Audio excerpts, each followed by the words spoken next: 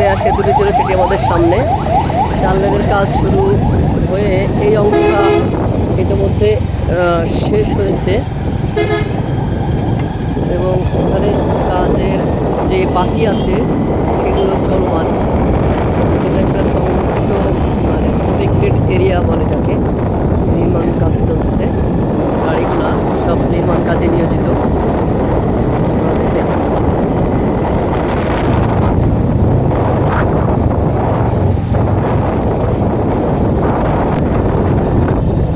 Malibagh port থেকে সেই পার দেওয়া যে সেতু, চিত্রা নদীর উপরে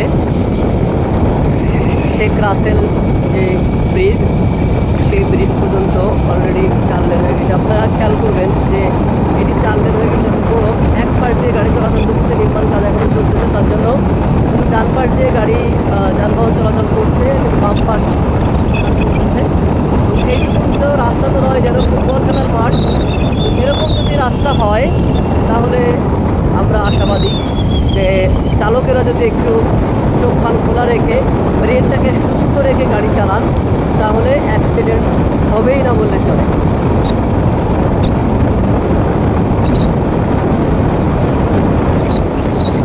গাড়ির পরিমাণ রাস্তায় সব জায়গায় একই, কিন্তু রাস্তার প্রশস্ততার কারণেই কোথাও কোথাও বেশি এবং কোথাও কোথাও কম মনে হয়।